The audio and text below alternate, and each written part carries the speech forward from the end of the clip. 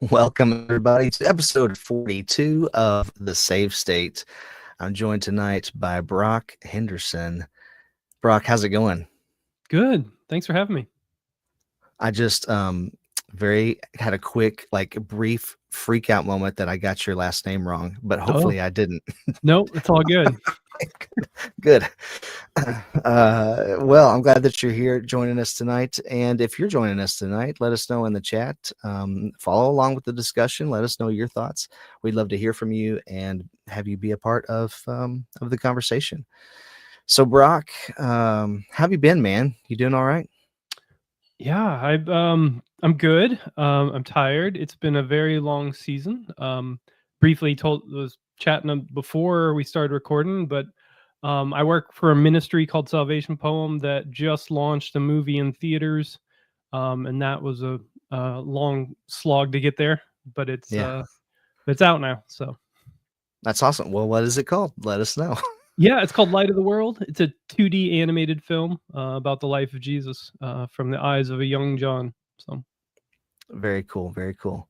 Yeah, I've seen a little bit of stuff out there floating around social media and things about the movie, and I'm definitely interested. I think we might have to go check it out as a family. that'd be awesome. Um, Yeah. yeah. And you said you've been working on some games as well? Yeah. So there's a game division at Salvation Poem, and we're working on a game called Clayfire that comes out in 2027. Mm. But because this film had so much that needed to be done, the whole team had to be put on pause. So our art team went off and made a bunch of books that for Tyndale published in, and I made some like mini games, and another programmer on our team made a ticketing app for it. So it was kind of an all hands on deck for the last 3 months to help with the launch and the marketing effort. So the games were in like conjunction with the movie. Yeah, so they're mini games. They're just real small.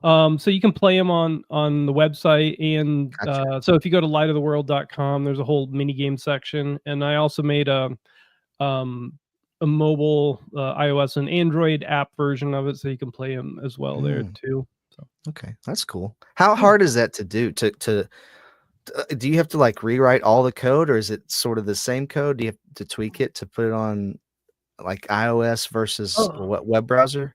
oh, What is great that like? question. Yeah, so it's pretty easy. So I use a game engine Unity, which lets you publish to different platforms. Okay. There are some considerations when you publish across platforms, though, in terms of like input handling and like Mm, different resolution handling and stuff like that. So there's a little bit of extra work, but these game engines, do a lot for you. gotcha. Okay. All right. Well, that makes sense. So they kind of, in my layman's Mhm. terms, mind for myself, it's sort of like they have like it's probably not like this, but a preset iOS function where it takes your code and says, okay, this is the resolution of an iPhone, and this is how we're gonna restructure this to fit in there or whatever.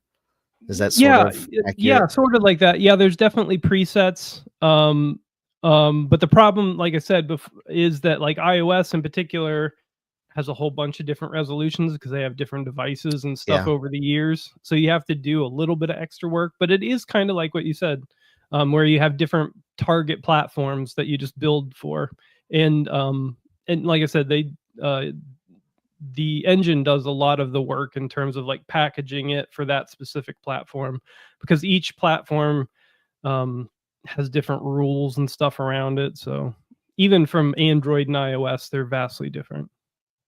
Okay. Yeah. Yeah. Yeah. Well, I would think Android and iPhone would or iOS would be pretty different. This just popped into my head Mhm. today, not even because we're talking now. It was earlier today. I was thinking about this, and maybe you said that you have to change like your input handling. Mhm. So I'm assuming like with a on the web browser, you're thinking they have a keyboard and mouse, Yeah. but with Android, iOS, you're talking about touchscreen inputs probably. Yeah. I was thinking today, about how I think there's a lot of young kids who would rather play with a touchscreen than with a Hmm. con and that honestly is mind-blowing to me. I do not understand that at all. But there's so many games. I mean, like Fortnite is a good example where you can Hmm. play Fortnite on your phone with touch Yep. controls. And I would never, ever in a million years want to play Fortnite that way. Sure. But some people apparently are just okay with that. And do you know any like statistics behind that? Like, have you seen any research about that? Like these kids that Hmm. are coming up as they grow up with touch screens from when they're born, basically to into adolescence.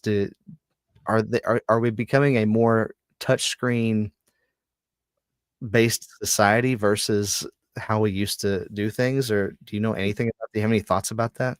Yeah, I mean, I think it makes a lot of sense because that is like the most direct kind of intimate input that you would, um if computer designers could have started there, they probably would have if we had the technology to do touch input on, because it's a one to one. You're looking at the thing, you want to touch it, you want to interact with Mhm. it, but we have these layers of abstraction, um, because in because that's where we were tech wise, right? Like we needed to, Yeah. and then we also abstracted it out around our language.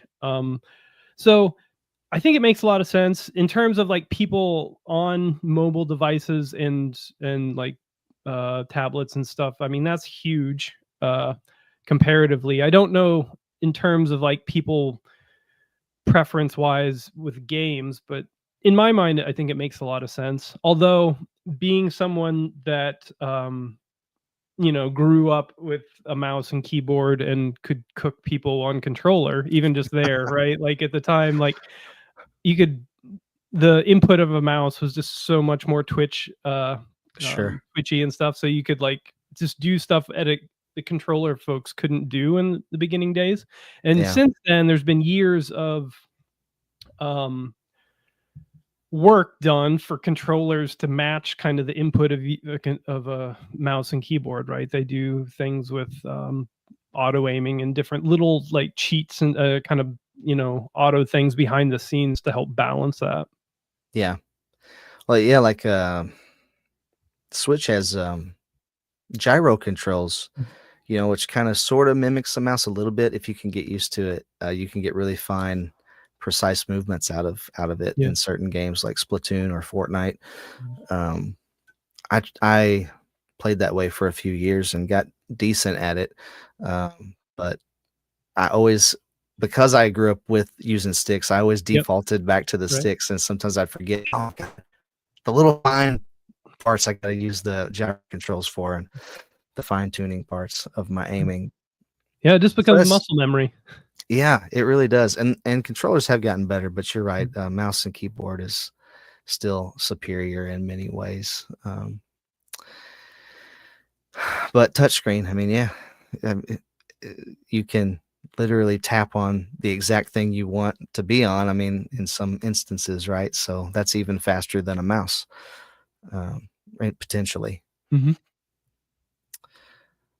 but yeah, I just I don't like that I can't feel Yeah, where totally. the button is, Yep. Like I know where the buttons are supposed to be and I can feel that my thumb is there or whatever. You don't get that with touch screen, but they seem more increasingly, from my perspective, people are more comfortable with it Mhm. and don't mind playing that way. So, well, um, I thought I had a follow up question, but I've already forgotten it. So we'll just we'll just move on. Have you told me before we went live, you haven't really been playing anything because you've been working so much. Yeah. Yeah. Yeah, it's been a few months since I've actually had a chance to play anything. I think I played maybe a little bit. Oh, I played some Minecraft Dungeons with my, middle son, but, Okay. nothing on my own and, so Gotcha. Yeah. Yeah. Yeah. Well, I think I played enough for the both of us. I think this this weekend alone, I tried like 5 new games. Oh, wow. Yeah, I had a little bit of time that I probably should have spent editing some videos, but I just I needed a break, and so I just decided to play some stuff, and so I played a little bit of Hollow Knight Silksong, which we're Uh-huh. going to talk about here in a bit. So I'll leave that for then. But I play. There's a new Prince of Persia game. I can't remember the subtitle of it, but it's a 2D side scrolling, sort of like a beat 'em up Mhm. type game that I tried out, and it's weird because we just got one of those like the beginning of last year, I think, and this is not a sequel to that, and it's also not in the same art style as that at all. Mhm. Like they're totally different Prince of Persia games, but they're both Wow. 2D side scrollers. I think it's kind of Yeah. weird that we got them so close together. But because they So don't it's seem they're not different related. studio, I take it? Yeah, yeah, different Okay. studios. Um, so that seems a little odd, but it was pretty fun. I played maybe I didn't play too much of it. I think maybe like 30 or so minutes of that game just to check it out, and it was pretty fun. The art style was cool. It was a lot more simplistic. It almost had like a hand drawn cartoon type of a thing going on. Um, and then what else did I play? I finished a run through of Batman Arkham Shadow on in VR. Um, and that game's just great if you like VR. I did try. There's something else I tried. I can't even remember. I can't even remember, Brock. I can't remember what I played. Must have Um, been fantastic. it must have been. I would have to like go back to my my Xbox, I guess. Like I think I played some stuff on Game Pass. Um, and then I did play some Fortnite. So I don't know. I think you and I are about the same age. I I'm think. 45. Okay, I'm 40. Okay. So I don't know if you've been too old to be a Power Rangers fan, but I was almost too old to be a Power Rangers fan. That came out when I was like in third or fourth grade. I can't remember, Mhm. uh, and I mean I fell in love with it immediately. Mhm. And right now, the character that you unlock at the end of the season, if you level up to level 100, is the Green Ranger Mm. from Power Rangers, and you can also get the White Ranger outfit for Tommy, who was the Green Ranger originally, and you can get his Tiger Zord as your glider to land on the Wow. island. I don't play Fortnite hardly ever, but I saw that and I was like, "Oh my goodness, Oh. I got to get the Green Ranger skin."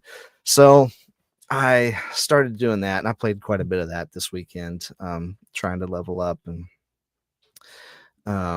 that was where most of my time went. I think gaming. So did you get it? No, no, no. I'm still way far away. Mm. But you know what my trick is? This is my pro tip trick for Fortnite for anybody who cares.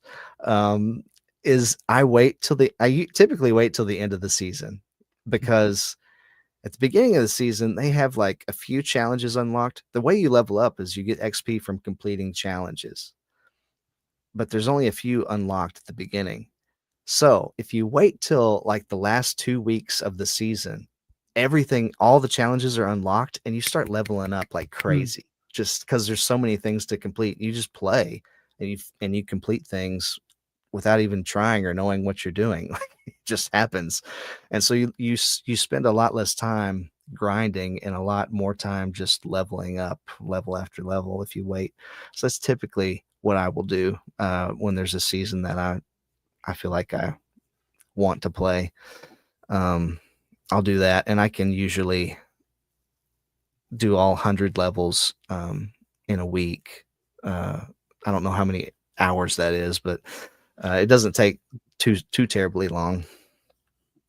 Um, and then I don't feel like I wasted as much Mm. time because you really do grind if you play earlier in the season. Well, that's a good tip for us dads with limited playing time. And that's what I am. Yep, absolutely. So, um, Brock, Yes, sir. I was going to tonight, not knowing who was going to be able to join us. I wanted to try to pick the rank the best first party controllers Mm. that have ever existed. But it sounds like you're a mouse and keyboard guy, so Well, I definitely have opinions on controllers if you want my opinions on stuff. Yeah. I would love to hear your opinions on stuff. So I'm gonna throw this up here, screen share real quick. Here we go. I found this on Tier Maker. Oh, nice. I I did not have time to build my own. But these are first party controllers. Mm-hmm. I don't even know what some of these are, so we're not going to rank all of them. We'll just do the ones that we know. Mm-hmm. But some of these controllers we had, especially back in like the 80s and 90s, they were so crazy. Like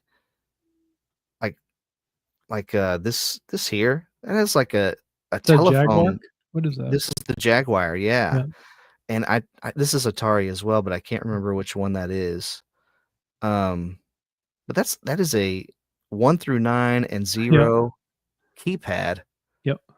on there. Like that is so bizarre to me. That's so weird.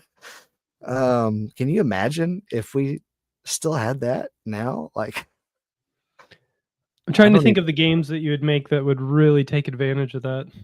I don't know what they would be. One thing I like about the keyboard is that sometimes you can have like all your different weapons on the Mm-hmm. number pad and you can Yeah. just reach up and hit 5 real quick or whatever and go straight to Yep. that weapon. Yep. So maybe that, but now that we have like the weapon wheel, so you just hold down whatever and pick, like it's really pretty fast. Um, so I don't know. That one, I think that one's always been weird to me. It's always seemed very bizarre to me. Um, yeah, Robbie as a controller is pretty weird. Or Rob, sorry. What about the Power Glove? Did you have a Power Glove back in the day? My friend got a Power Glove, and it was the biggest disappointment in the world. Yeah, because the commercials made it seem Yeah. like you were gonna be. Like you're gonna actually be like punching and stuff and punch out, but no, you're like moving your finger. It was so lame. Yeah, yeah, that's really true. There we go. That is so true. My cousin had, they don't have it on here, but they had the floor. Oh, is this it though? The floor pad that you Yeah. ran Yep. on? Yeah. For Nintendo. Yep. Yeah, for Nintendo. He had that. And man, that thing, it just made you tired. You just ran in place as fast as you could. That's pretty much all you did Yeah. on it. And then eventually you would cheat and just like use your hands real fast. Yeah. Yep, yep, yep. The same with the whatever this was called. I'm blanking on it right now, but the blaster from the NES. You just get right up to the TV eventually because you couldn't Yeah. you couldn't hit. Just get right up on the screen and blast those ducks away. Um, at least that's what I would do. Mm-hmm. Yeah. So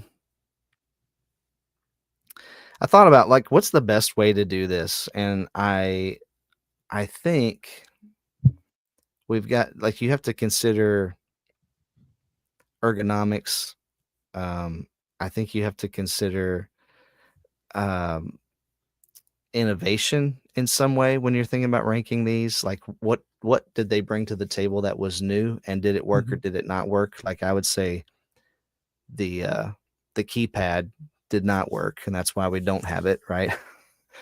um, and then I guess I don't know durability, maybe influence, but I think influence kind of um, goes with what new did it bring to the table, and how did it influence the gaming industry overall. Um, so again, we're not going to rank all these because that would be insane.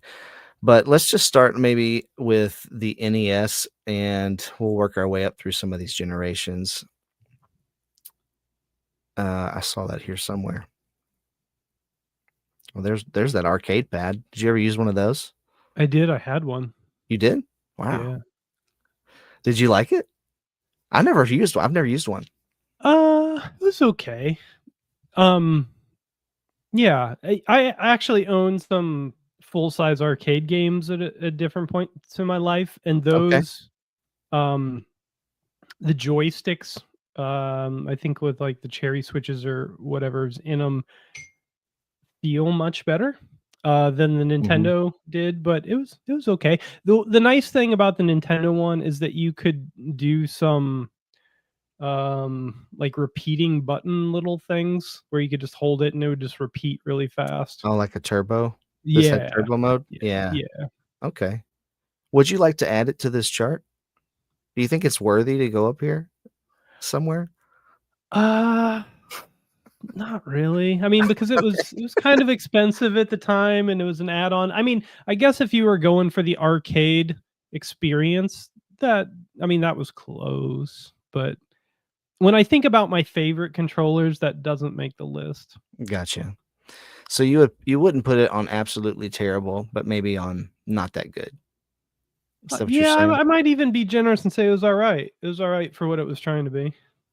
Okay. We'll put it on. It's all right. How about the regular old NES controller? What do you think about that? Um, I always thought it was kind of sharp, like the edges were so sharp. it was Yeah, very sharp. It was super durable. Those things took so they much were. punishment. So that gets it pretty high in my book, I think, because Okay. later controllers like the Joy Cons on the Switch are more innovative, but those things are way more fragile, and they had the Mhm. drift and all those things. So, Yeah. and I think the Nintendo controller was like a leap forward compared to like some of the Atari controllers and Right. television and some of that stuff. So at the time, it was Yeah. pretty good. The D-pad was pretty good. Like, I Yeah, still have my NES controllers still work it's to built this like a day. tank. Yeah. I wanna say that's amazing. I'm not Yeah, gonna say it's goated, but yeah. I'm I gonna say mean, it's amazing. yeah, one time I'm not it's not a proud story, but, one time I threw, um, what was it? The 6-button Sega Genesis controller at the TV because I was super mad Mm. at Street Fighter 2, and that thing exploded. But I never but the Nintendo, man, those things just took a beating and kept going. Oh, man. Yeah. Yeah.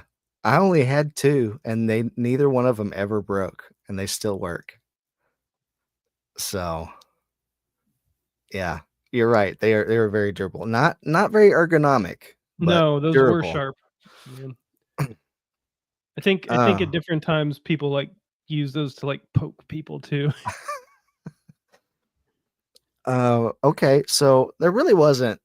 I mean, there was Atari, but there really wasn't another system competing with Nintendo at that stage in the game, I right? mean, there was So the Sega Master System was oh, around there. yeah, it was. Where's that controller? Is that this? Does that look I right? can't see very well. I can't. Um, It's really hard to tell. yeah. Um, I don't think that was the controller though.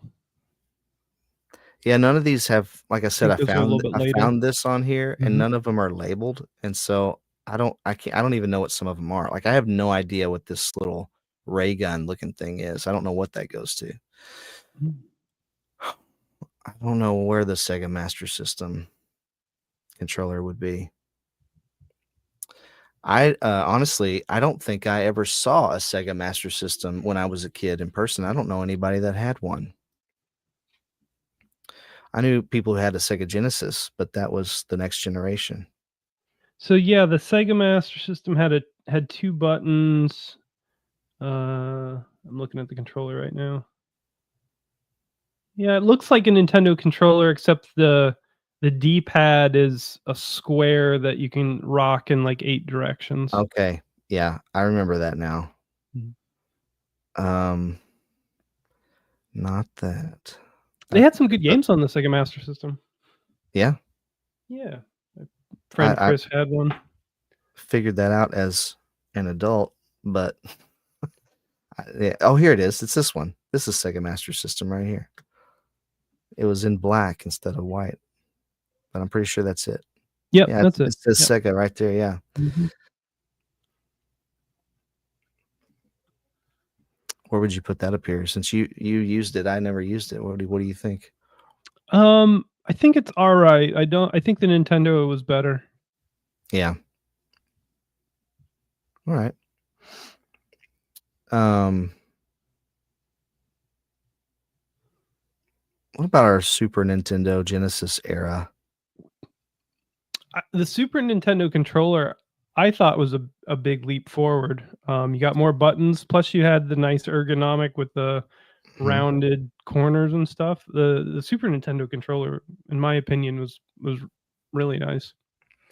See, I think that it's actually one of the best controllers that's ever been made. And Mm. I should have said this earlier, but I asked Grok AI to tell Mhm. me the top 4 best controllers ever made, and it came back and said this was one of them. The SNES controller was one of them, and Mhm. gave a bunch of reasons why. But like you said, the ergonomics were better. The addition of the shoulder buttons and the extra face buttons was huge, and also a durable controller, Yeah. um, very much like the NES controller. Um, it's definitely a good one. And then you had the Sega Genesis, which is right here. Here Yeah, it the is, 3 button, the and then three they button added the one. 6 button for, Mortal Kombat, I think, when that came out. Yes, they had the 6 button one, and it also worked with the 32X, right? Yeah, I believe think so. that's right. Um, Now I had a different cousin who had the Sega Genesis, and so I played his Sega Genesis occasionally. I'll be honest, I never liked it as much. Mm-mm. No. I You didn't. did. The 3 button thing was weird to me in in a Mhm. row like that, and a lot of games didn't even use the third button. I feel like, Yeah, the um, Super Nintendo with the shoulder buttons, much better. yeah. Now I do like looking back on it. It was comfortable to hold, and I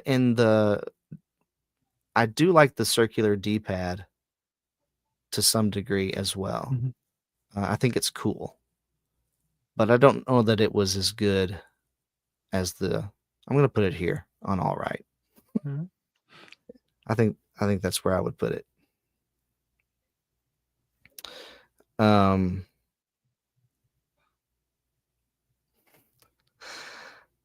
the Virtual Boy, the Virtual Boy. Did you ever use one of those?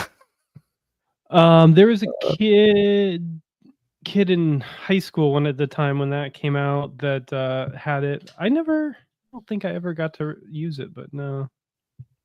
I only ever used it in a Toys R Us. It wasn't great. I'm gonna put it down here on It was absolutely all terrible. red, wasn't it? Wasn't it a single color? The Virtual Boy was red, but Yeah. the controller was black with red buttons there. Yeah, but the Red button. graphics, weren't Oh they yeah, almost like a single everything was color, like everything a was red yeah. lines. It was all Yeah. red lines. You put your face in that Mhm. mask that was on a tripod. You didn't wear it like a VR headset. You had to lean into it like at a table or something, and it was 3D, but it was all red lines, and it Yeah. really wasn't great for your eyes. It was a big swing. It Took a big was. swing on that. It was. It definitely was. Oh, the 6-button Sega Genesis controller. Did you want to add that in here somewhere? Yeah, I like the 6-button a lot better than the 3-button. Mhm. I don't know if I'd put amazing, but I liked it. Um, I don't think it was yeah. any worse than the Genesis controller for sure.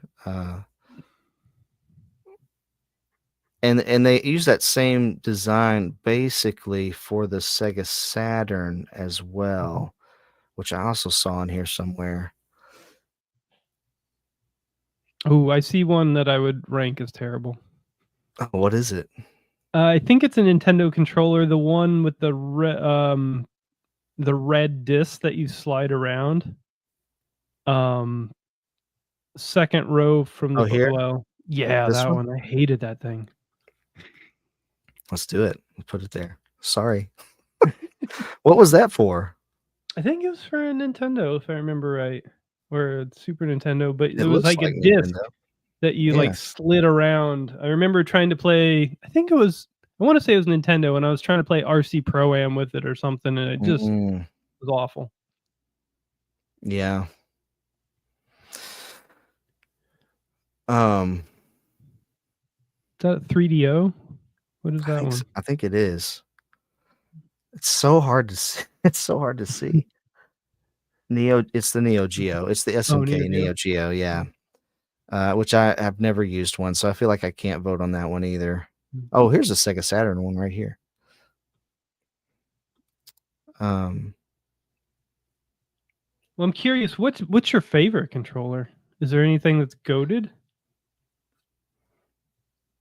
yeah, so I think that my contenders for a goated controller Mhm. would have to be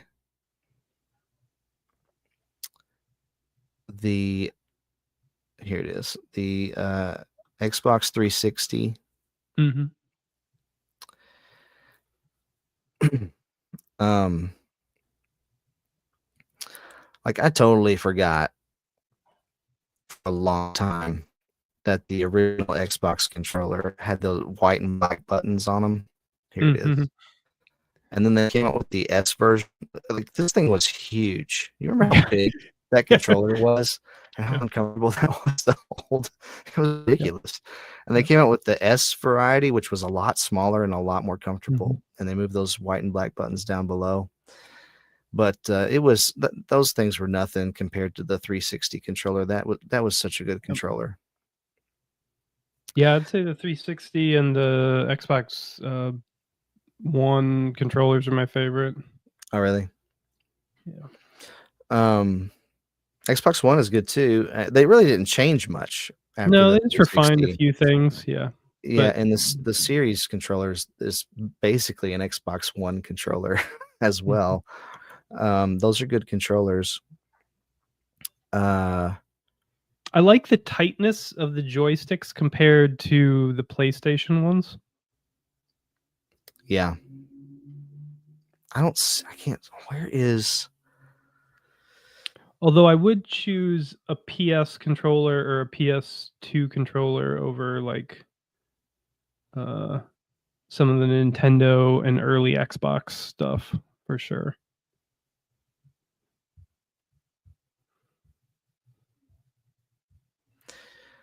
I would. So again, I wish these were labeled. It's hard to tell Mhm. what these are. I would say a lot of people I think would say the PlayStation 5 controller should be at the top. And I think it's okay. Mhm. I think it's a good controller, but I'm gonna stick it on A because I actually think the PlayStation 4 controller was better. Mm, That's not a PlayStation 4 controller that's though. PlayStation 2, isn't it? Yeah, yeah, it is. I don't. Oh, here it is. Is that it? I think that's it. That's the touchpad on it. I think. Pretty sure. Yeah. Um, So dig into that nuance. What I think that it basically for me it boils down to the grips. I think mm, the grips are more comfortable on the PlayStation 4 controller than they are on the PlayStation 5. And I know they tried so many new things Yeah. with the PlayStation 5 controller, and I don't know how well any of them landed. For me, like you know how they have the adaptive triggers and they can Yep. be harder to pull. I turned that off like almost immediately after playing. I played the Astrobot demo game that comes with the PlayStation 5, and I thought they were really cool in that. But then once it came time to use the trigger in almost any other game, I was like, no, this is like actually hurting. This is hurting my experience. It's making the game harder to play, which is the point for some people, and that's fine. But I don't even know how much it's used anymore. I don't hear people talk about it at all, ever. The rumble's better in the PlayStation 5, but also Mhm. the grip narrows, like it comes to a point, and for some reason, it's my old man hands. It makes my pinky, the knuckles in my pinky fingers hurt after a while. It's weird. So and the PlayStation 4 controller never did that. So uh yeah, I don't know. If you disagree with me, let me know in the comments because but I'm gonna put it there for now. What else we got down here? What about N64? This is a Wasn't tricky a one for me. Yeah. I wasn't a huge N64 fan in general, else than a couple of titles, probably the ones that everyone loved. But Yeah. overall, the system was kind of a disappointment to me, at least when I compared it to a PlayStation. I was very much a PlayStation person at that time. The PlayStation had a lot more games for sure. I did not like the PlayStation 1 controller Mhm. personally. This Well, I just didn't like the 3D controlling 3D games with the Mhm. D-pad. Once they came out with this one, Yep. I The had the DualShock joysticks. and That yeah. was better. But I think they only came out with that because of this. Like this to Mm. me should be higher just because of innovation, Mhm. but it also they weren't those joysticks weren't super durable.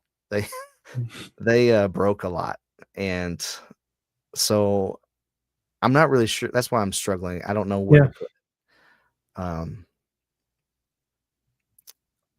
I had an N64, and I really have a lot of fond memories of the N64. Obviously, this controller design was weird and and didn't last. It was like, how are you supposed to hold this thing? Yeah. Yeah. Um, so I guess I'm just gonna put it right in the middle because I think it did a lot to push. It innovated in a way that the industry needed, but it Mhm. also like they figured it out. They said, how can you control something in a 3D environment? This is how you do it. And I thought that was really good. Um, but it also wasn't the best controller in the world. Let's do a couple more here. What would you put? What would you go? Um, I don't know if I'd goat it, but I think the Nintendo Switch controller is pretty amazing, even though I have Okay. gripes with it and it's Hmm. kind of small for my man hands. Hmm. But just the versatility and everything that it can do is and yeah, it's pretty amazing, I think. I agree. Oh, it's right here too. Oh, they have it in here multiple times. Mhm. I'm gonna use that one. I agree. They're small and they're not very comfortable, but they also are really versatile and allow you. They really do allow two people to play on the go. So that's really cool how they figured that out. Um, and the Switch 2 controllers are even better, in my opinion. Mhm. They're still on the smaller side, and the sticks could be taller. I wish they were taller, but they did make it bigger. They made the little SL and SR buttons on the side. Those are bigger now too. and now it has the mouse controls built into it, which is pretty cool. I don't see that on here, but they took what worked and what didn't, and improved what didn't, and kept what did, and I thought they're pretty good too. The bongos. We gotta The bongos. gotta address the bongos. Do we have to address the bongos? Did they make that for one Donkey Kong game? Yes, they did. What was that called? Donkey Kong Jungle Beat, or I can't remember what it's called. It's on the Wii, right? Or was it the GameCube? I think it was the Wii. I can't remember now. You want to goat it? Is that what you want to do with it? No, I'd put that as probably terrible. Somebody's got to be terrible. We need something that's not that good. We got to put something in that category. What about like one of the steering wheels? Like the Wii's had the steering We haven't wheel. even talked about the Wii remote. What would you do with the Wii remote? And nunchuck. See, Those that's an interesting one, because that gave birth to the PlayStation Move controllers and the Xbox Connect, which they have here. And really the Switch controllers, if we're being honest, it led to the Switch controllers. And it took the world by storm. Man, listen, I'll tell you this. My family at the time the Wii came out was going through a really rough season. Like my extended family, we lost someone in an accident, and it was rough. It was a rough time. And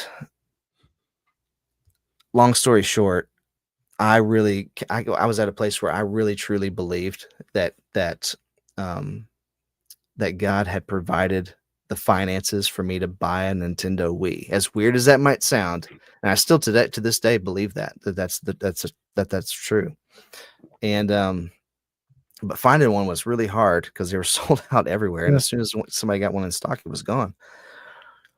So I came across one day, and it was the weekend. It was Easter weekend, and like on Thursday, I think, or no, it was Friday. It was Good Friday. That's when it was.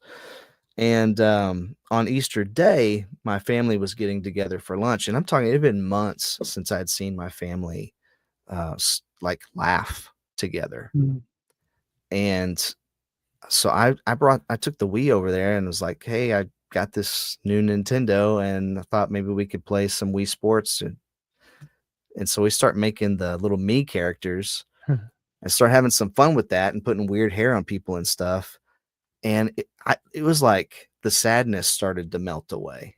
Yeah, I believe it. Then we started playing bowling and baseball, and even my grandparents who never played a video game in their life were playing, because you could just pick up the Wii remote and start, swinging the bat, or pitching the baseball. Like, you didn't have to know what the buttons did or anything. You could just play tennis.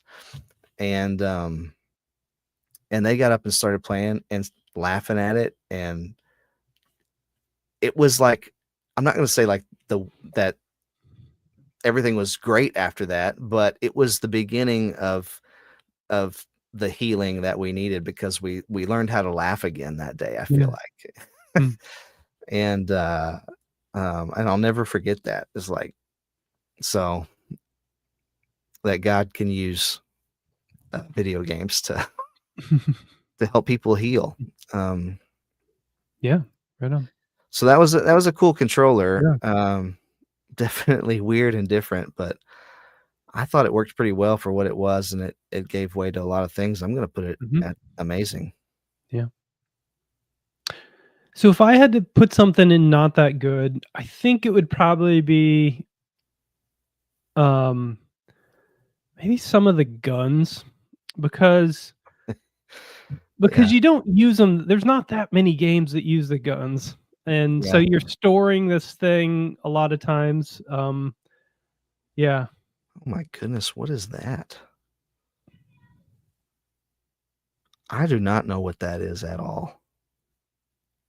What's on top? Is that a That looks like keyboard? another number pad. Oh, That's what it okay. looks like to me, and there's buttons along the grip here, it looks Mm. like. I've never seen that. Yeah, So so, like, this here, on this one here, is this for the Dreamcast? What is that one for? I I can't think remember. that was for the Nintendo, wasn't it? Or Super Nintendo? That was Was like it? their like rocket launcher thing. Yeah. Um, Oh. See, I never had these extra stuff. mm. I so we Yeah, I I didn't either. couldn't My afford parents it. did though. There's another one.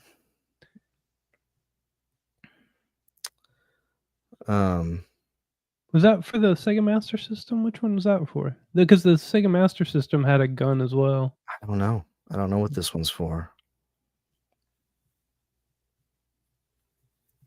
Yeah, like I said, I wish these were labeled so that I knew what they were all for. You can't see it behind me, but I on my other wall here, I have just out of screen, I have this really cool poster about the evolution of video game controllers. No Um, way. yeah, I'll send you a link. It's super cool. That is cool.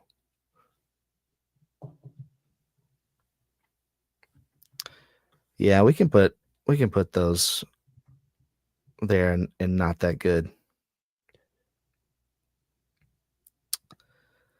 So the other ones that were the ones that were on what Grok said, I actually did a poll, Mm, which we can look at as well um, on the channel, and about what is like. So I took the top four that Grok told me were the top four, and I said, you know, what do you think?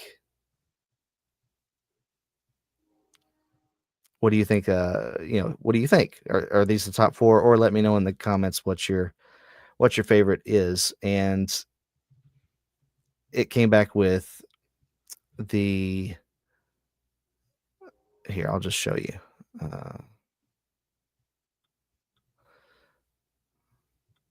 Came back with this. So these are the results. We mm. got let's see, 157 votes.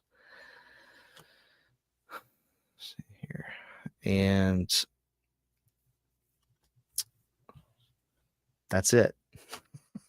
Xbox 360 and the PS5 DualSense both tied at 31%. And that Super Nintendo, people still loving that Super Nintendo controller all these years later at 21%. It's a And good then the other controller. one we haven't talked about is the GameCube controller. I don't know if you have any thoughts about the GameCube controller. It was all right, but it's certainly not one of my favorite Nintendo controllers.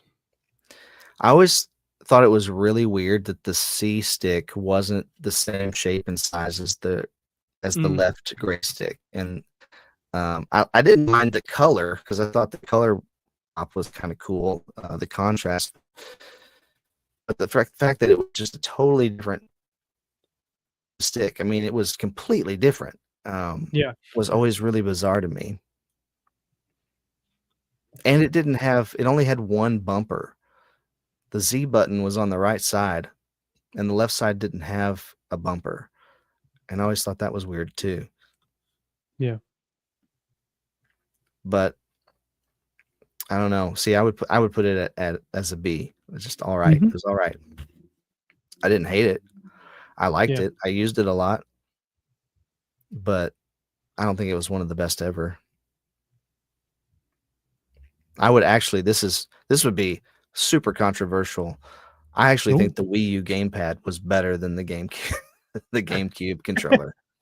Um, and I'm probably the only person in the world that thinks that. But I thought this was super comfortable to hold and play. And everything was symmetrical.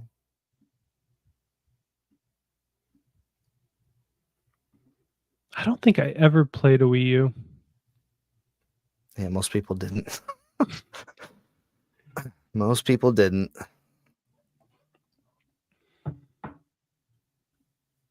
Which is a shame. It had some really good games. I mean, most all of them came to Switch afterwards because they flopped so bad.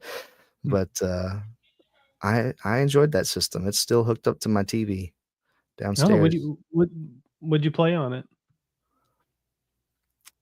Um, well, we still use it even to play Wii Sports because it Okay. emulates or plays Wii games. So we use it for that sometimes.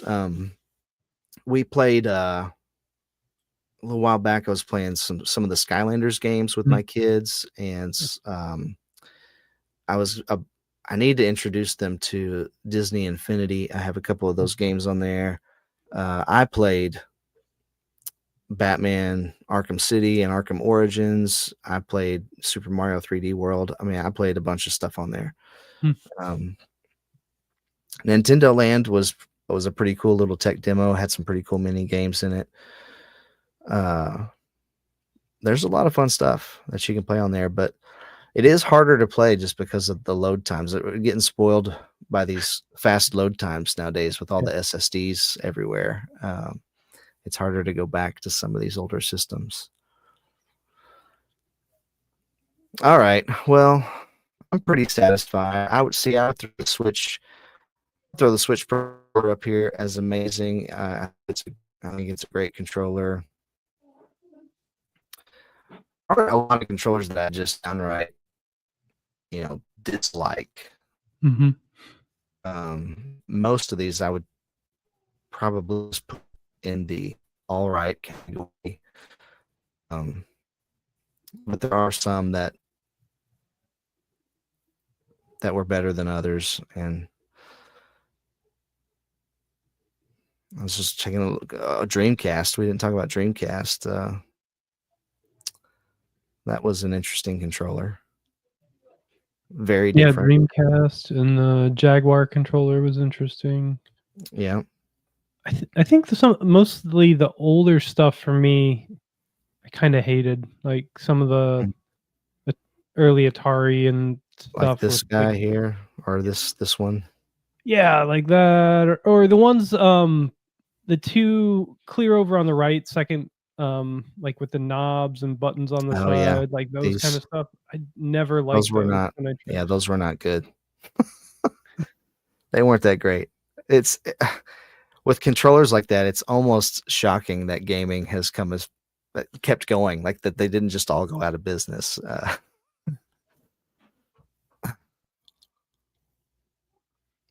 Yeah. Well, very nice. Well, we can stick that Atari controller up there real quick. Not that great. Not that good. Um, well, there's a partial list. There's a lot of stuff we left out there, but I think we've covered some pretty good ground.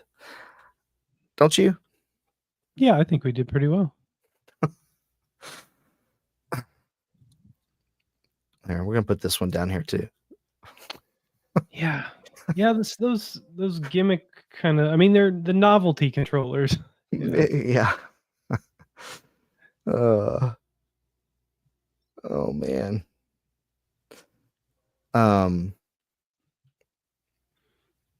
Well, I was thinking about controllers, and one of the things that we often do on this show, Brock, is we Mhm. we try to take what we see in the real world and apply it to um, just to our life and to our faith. And I was thinking about controllers, and some of these are good, some of these are bad. Um, some of these are very precise; they give you a lot of precision, and some of them don't. They're like, they have false diagonals or whatever on Yeah. their D pads and stuff, and I think that it's very important when you're playing a game to have a controller that you can rely on and to have a controller that you can trust. And for some people, they won't touch a controller because they want the precision and reliability of a wired keyboard and mouse. Like there are people like that out there, and other people who don't like the latency that Bluetooth controllers have, so they want to be plugged directly into their device or whatever. There's all kinds of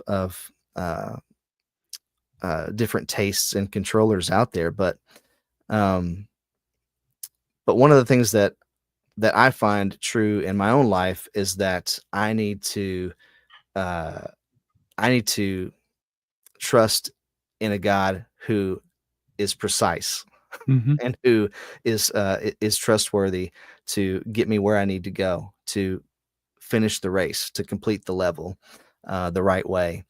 And I find that to be Jesus. And um, I have like a story I think I want to tell about this, and I would love to hear a story if you have a story that comes to mind about this too. But I think there's a lot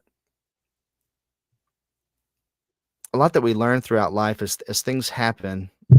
But when we learn to trust God, I feel like even if it's something small, if we trust Him and we find that He is faithful in it, it's a little bit easier to trust Him the next time. And it sort of has this snowball effect where you trust and you find that He's faithful, that He's trustworthy. And so then you trust Him with a little more. And then you find that He's still trustworthy. And so you trust Him a little bit more. So it has it grows Yeah. as you go. But I was thinking about Proverbs 3:4 today as I was thinking through all of this. And it says, uh,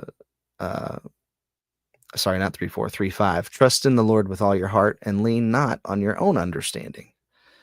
And in all your ways submit to Him, and He will make your paths straight. And I think a lot of times when I am in control, my path meanders. I kind of I kind of go a little bit all over the place because I'm not always sure the right direction to take. But I had this time in my life where we used to live in San Diego, and I was working out there, and we came to the close of this season and felt like God was saying, "Get ready because I'm about to start a new chapter. I'm about to move you somewhere else."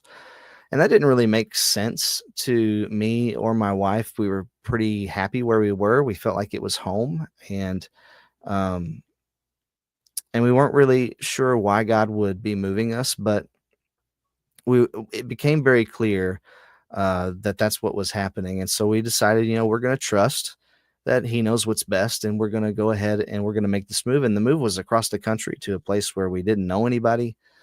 We were there on West Coast time, and now we're on East Coast time. So it was a pretty big move, and so we moved. And when we moved in February of 2020, and we were here where we are now for about 2 weeks before the state shut down from COVID. So when we were packing up, like, there was sort of like some people were talking about COVID in the news just a little bit, just starting to.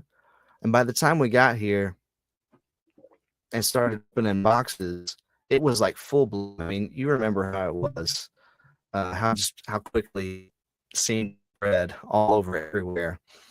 And um and this place shut down, and the state of California shut down. And for sure, I look back on it now, and absolutely 100% for sure, if I had stayed there, I would have lost my job and we would have been stuck there. But God rescued us out of that place just in time when we didn't even know we were in trouble, and brought us here where the price of the cost of living is lower, and gave me a new job that paid a little more. And it was the right move. But I never would have made that move if I had been trusting in my own understanding, Mhm. because I couldn't see the big picture and I couldn't see what was coming. But He knew all of that, and He rescued us out of that and brought us to this new place. And so looking back, like when I was in the moment, I was like, man, this is weird. I don't know why we're going here. It doesn't seem like it's not a place I would have chosen. It doesn't seem like it's not part of my plan. But it was totally the right move. And I look at the relationships that we have here now and the friendships that my kids have, and I think, yeah, this is where we need to be. Um, but also, he rescued us from a potentially very, very trying and dark time, when we didn't even know we were in danger. So Mm. uh, I'm really thankful for that and grateful for that. That I can trust him and give him control of my life. So I don't know if you have any stories like that you could share, but that's what was on my heart to share today. Yeah, I see, back in December I wrote a blog post about this very thing, about controllers and fighting with God over control. I'll post it in the uh, studio chat here. You can also see my poster of the evolution of video game controllers in there. Oh Um, yeah. Okay. but yeah, it comes. I think it comes down to exactly what you said, is just this element of trust. Because um, because when God is in control, um, he often takes us to places that that we're not intending to go. Like exactly what your story, right? Similar with me, we moved um, back to I grew up in Iowa and never wanted to return, but I'm back in Iowa now. So we had sold everything and thought we were moving to Spain to be a support family at a YWAM base. And COVID hit and some other stuff happened. And long story short, instead of Spain, my family ends up in a small town back here in Iowa, near where I grew up. But again, just blessings and things that I never wanted to have happen, but like God worked it out, and He knows best, right? Yeah. If we're using this control example, controllers, like he's the game designer. He put this all together and knows everything about the whole game. But we don't want to we don't want to give him the controls. We don't want to listen to him what he wants. Directs us oftentimes. It's it for me. It came down to learning that God can be trusted and that He's Hmm. good and that He's kind, and um and just submitting and being honest that I only know a small part and only see in a small part, and Yeah. yeah, I don't know what's best for me always. Yeah. Yeah. I know. Which there's something humbling about that. I think when you realize, you know what, I don't actually know what's best for me, for myself. You think nobody knows me like I know me, but actually, there is somebody that knows you like you know you, and even better. Um, and his name's Jesus, and he wants to take care of you. And he says, "Hey, cast your cares on me, and come to me, those who are weary and heavy laden, and I will give you rest." And we yoke ourselves to him. He says, "My yoke is not heavy," right? Mm. It's light because I think because one, he's carrying the load, and two, he isn't just jerking us back and forth and left and right, but there's gentle direction each step of the way as he lights the path. So very thankful for that.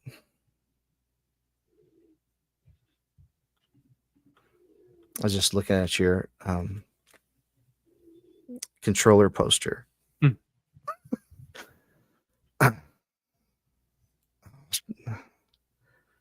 It's pretty cool. It's a very it is a here, I'll just share it too. I'm a sucker for like I'm a designer, have a design degree and stuff. So like things like infographics and just good graphic design, Yeah, I'm a sucker for. So that's very in depth. A lot of strands there to follow. Yeah, there's this company, Pop Chart, they're a design studio and stuff that do all kinds of really cool, crazy infographics like that, like with just kind of everything. They have one on like beer and wrestling and just all kinds of different things. Look, there's your bongos that you like so much. Yeah. And there's a bunch more musical things. Yeah, Yeah. there's all kinds of stuff on here. Yeah, that's cool. That's a cool poster. Yeah, I can't read it. Of course, it's too blurry, but that one right there, I think. I think I just a few weeks ago we had a family vacation in St. Louis, and we went to the science museum, and they had a whole video game exhibit, which I didn't even know about Mm. before we went. And they had the very first video game there, and I think this was the controller for it. Um, but it was called well, now I can't remember what it was called, but it was two spaceships that were coming toward one another, like two Space rockets. War? No, I don't think so. Hmm. Maybe. And there was a black hole in the middle that was pulling you in, but you had to fire at each other and stay away from the black hole, but try to hit the other ship with your laser or whatever, Hmm. the little dot that you shot out across the screen. Um, and it was crazy. It was just all black and white, just white little figures, stick figures on a black screen, um, but it was kind of cool. I think I'm gonna make a little video about it because I took some video while I was there. I was like, I'm gonna talk about this, just a short, quick, little 5 minute. Here was my experience because there were some other cool things in there too. But anyway, you want to talk about Silksong Sure. real quick for a few minutes? We had Hollow Knight Silksong came out this past weekend. People have been asking for this game for years. I don't know how long. I think maybe they announced it in like 2018 or something, They've been like working that. on it. They worked on it for 7 years. Yeah, yeah. Of course, Hollow Knight, I think, was maybe a bigger success than they expected. And then it just gained this following of fans who would not stop talking about it, and they got people interested. So I think when they announced Silksong, they sold 3 million copies of Hollow Knight, and now I can't remember. I think they've sold 12 million or 15 million copies of Hollow Knight as of the release of Silksong. So between the announcement of Silksong, they've like quadrupled the sales, or more than that, of Hollow Knight. And so every time there's any kind of Nintendo Direct or Sony State of Play or Xbox, whatever they call their show, Xbox Developer Direct or anything like that, people are like Silksong, Silksong, Silksong every time.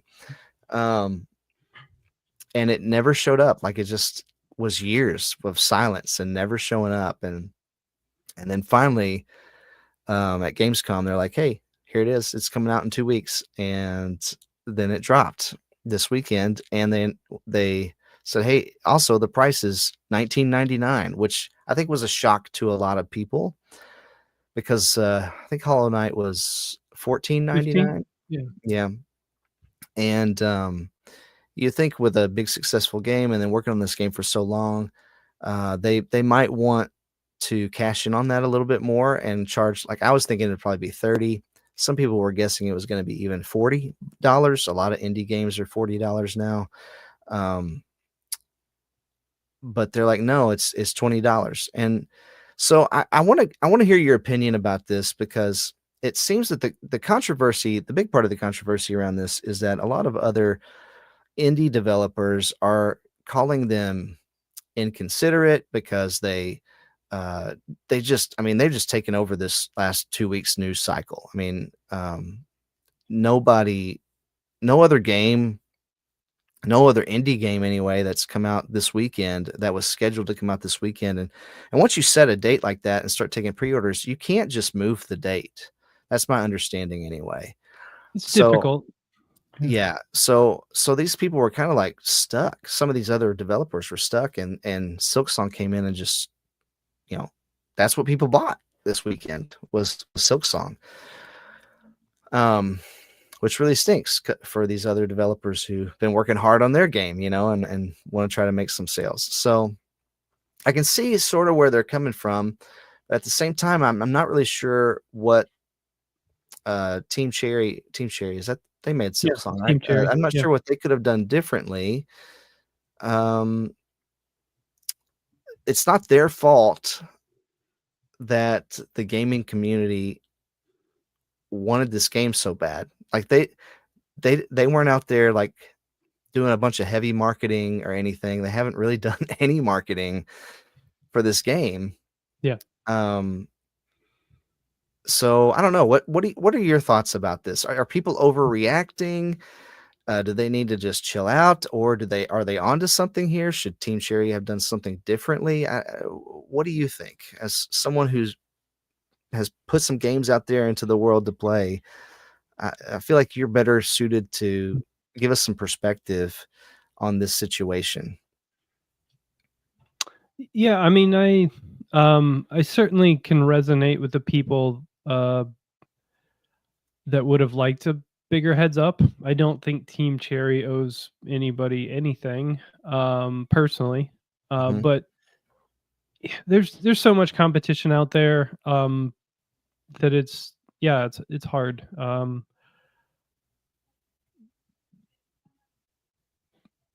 From what I understand, like the Team Cherry guys, I was listening to some interviews and stuff today. They're just like 3 guys. Yeah, And it's just 3 they're guys. just a small indie team that had success, and Yeah, from what I understand, they've just been enjoying making this game for the last 7 years, and, they from what I hear, they're not even, like, really online. They haven't been, like, they don't pay attention to all the hype or anything. They haven't, like, and they didn't spend, like, a dime on promotion or anything. It was just right. rabid internet folks, It and was it was word of mouth marketing, and right? It's and just and and they broke Steam and the Nintendo store the yeah, moment it came out. So it's, I mean, it's every indie developer's dream, and, even like AAA are looking at this, uh, just from a business standpoint and stuff mhm. like, but it's an anomaly for sure. You can try to dissect it and try to see what they did and stuff, but, um, it's I don't think you can replicate it. So I all don't that know how you said, I've thought about that too from a business perspective. How do you replicate this? I don't think that you can. Like, you cannot predict what the fan base is going to do. And the way yeah, I that mean, they took Hollow Knight and made it their own and became the marketing team for this franchise now, it we don't like, I don't know if I can't think of any other game series like that. I yeah, I I don't know how mean, you replicate it. yeah, I mean, the only other thing is like GTA series, right? Like that's gonna break stores when Sure, that comes out. but that's But on that's the a other totally end different of the scale, right? spectrum, right? That's I on the mean, total. yeah, you could extrapolate saying like you make an IP and then you build upon the IP. But I mean, Hollow Knight was a hit, and then, so first would be create a hit game with a unique art style and, and stuff.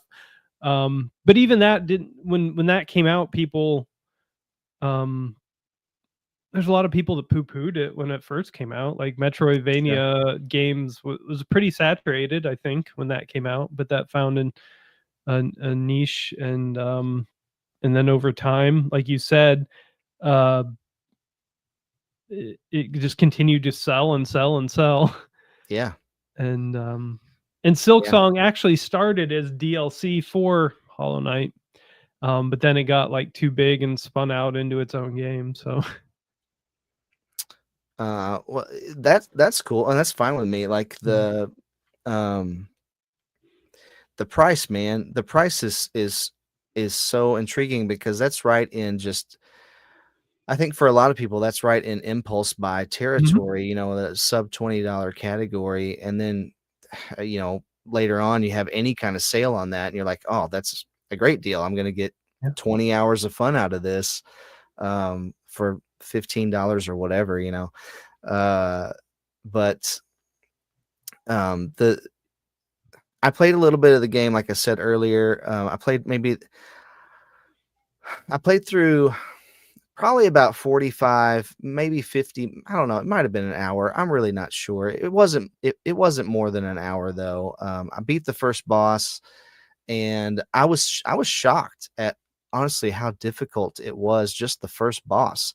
I died like I think 4 times before I finally was able to get the controls down well enough and the patterns down well enough to um, beat that first boss. And then I did a little bit more after that.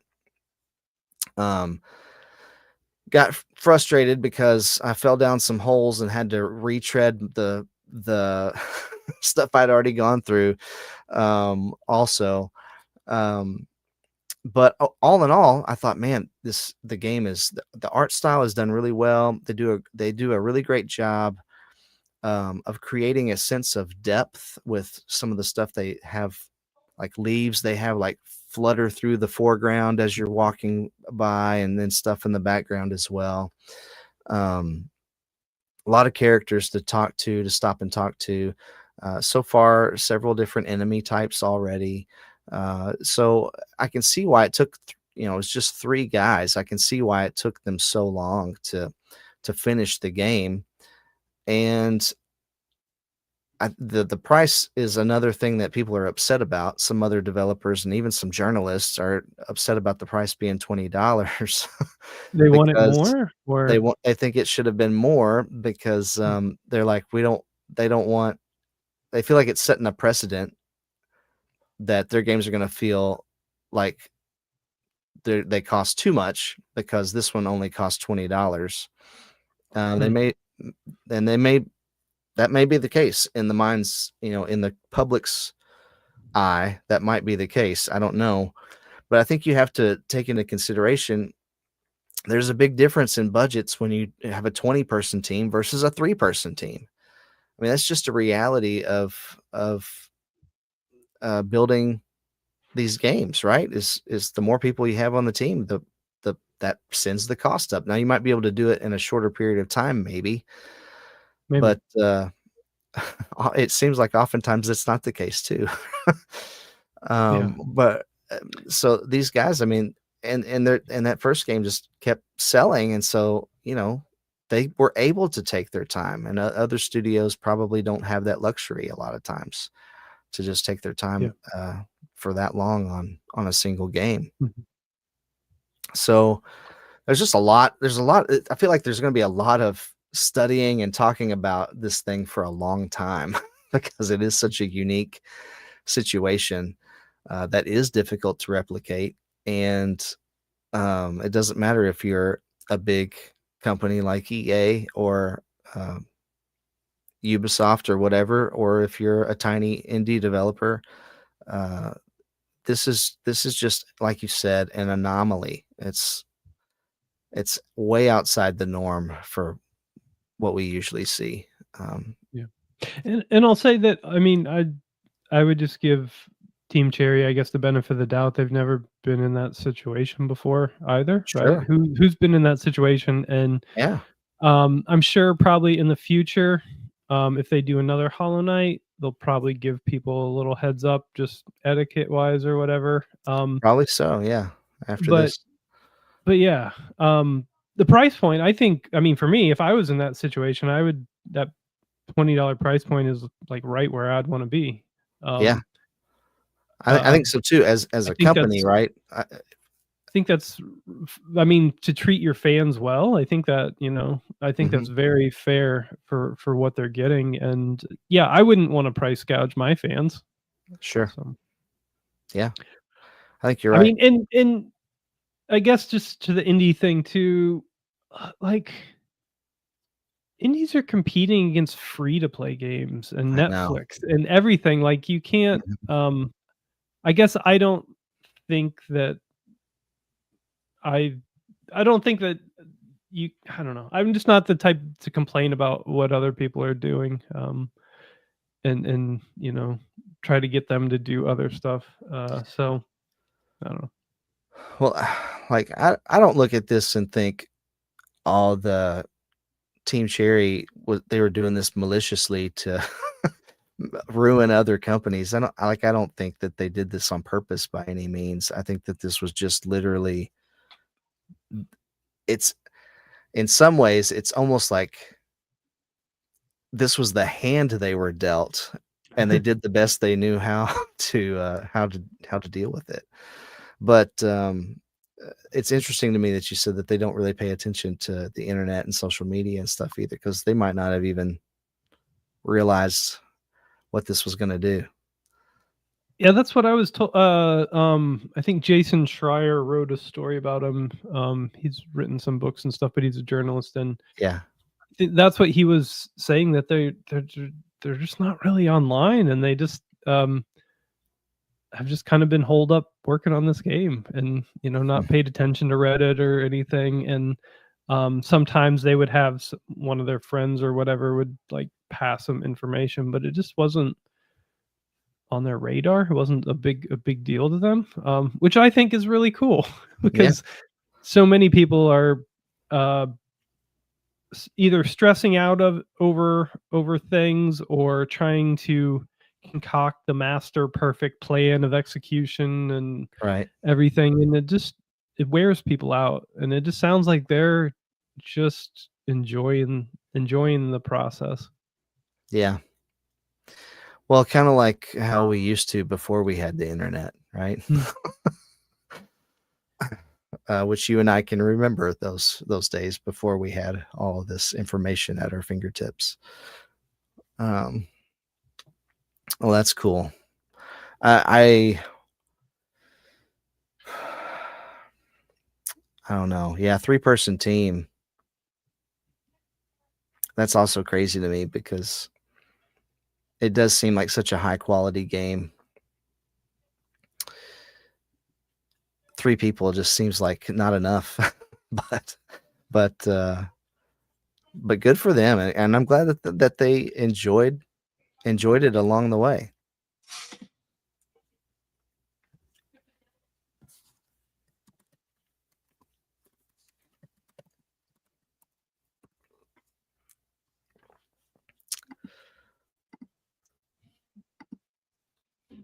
And I don't know.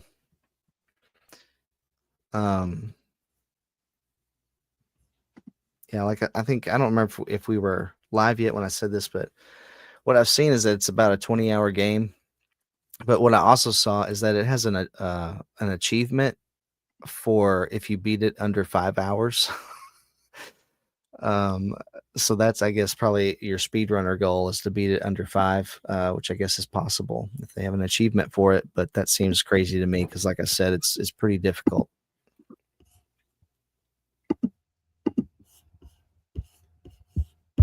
Hello. Hey, Sorry, I'm having technical difficulties. I can't hear you. Hold on a second. yeah, I lost your camera there for a second.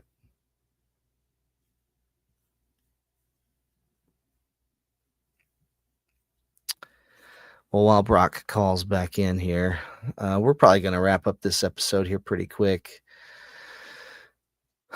Let me know what you think about Silksong, though. If you tried it, let me know in the comments for sure.